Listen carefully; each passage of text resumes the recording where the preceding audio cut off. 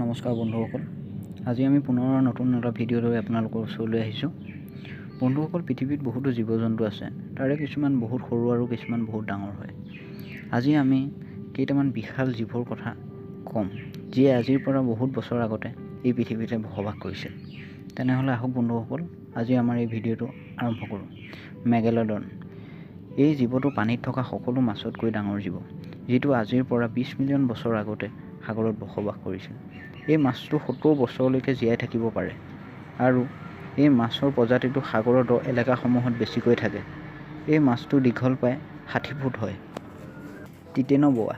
পৃথিৱীৰ সকলোতকৈ ডাঙৰ সাপ গ্ৰীণ এনাকণ্ডা হয়, কিন্তু টিটেন'ব'য়া গ্ৰীণ এনাকণ্ডাতকৈও ডাঙৰ হয়। এই সাপটোৰ ওজন প্ৰায় 1135 কেজি হয়। এই সাপটো আজিৰ পৰা 60 মিলিয়ন বছৰ আগতে কলম্বিয়াৰ জংঘলত পোৱা গৈছিল। ললং ক্ৰক'ডাইল। ললং ক্ৰক'ডাইল পৃথিৱীৰ সকলো ঘঁৰিয়ালতকৈ ডাঙৰ হয়। এই ঘঁৰিয়ালটোৱে পানীলৈ যোৱা যিকোনো এটা জীৱক খন্তেকতে মাৰিব পাৰে। এই ঘঁৰিয়ালটো বেছিভাগ অষ্ট্ৰেলিয়াৰ ঘন জংঘলৰ নদীবোৰত বেছিকৈ পোৱা যায়। এই ঘঁৰিয়ালটো দীঘল 20 ফুট হয় আৰু ওজন 1175 কেজি হয়। এই ঘঁৰিয়ালটোৰ মুখখন ইমানেই ডাঙৰ যে ই এটা ডলফিনক একেবাৰতে খাব পাৰে। কুইটজলকোটলাছ। এই চৰাইটো উৰিব পৰা ইতিহাসৰ সকলোতকৈ ডাঙৰ চৰাই। এই চৰাইটো এখন প্লেনৰ সমান দীঘল হয়, যিটো আজিৰ পৰা 72 মিলিয়ন বছৰ আগতে এই পৃথিৱীত আছিল। এই চৰাইটো দীঘল 32 ফুট হয়।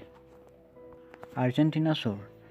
ডাইনাছৰৰ প্ৰজাতিৰ ভিতৰত আৰ্জেণ্টিনাছৰ সকলোতকৈ ডাঙৰ ডাইনাছৰ হয়। এই ডাইনাছৰটো আজিৰ পৰা 95 মিলিয়ন বছৰ আগতে এই পৃথিৱীত আছিল। এই ডাইনাছৰটো দীঘল 114 ফুট হয় আৰু ওখ প্ৰায় 15 ফুট হয়, আৰু এই ডাইনাছৰটো তৃণভোজী হয়। কিন্তু এই ডাইনাছৰটো পৃথিৱীৰ পৰা বৰ্তমান নাইকিয়া হৈ গ'ল।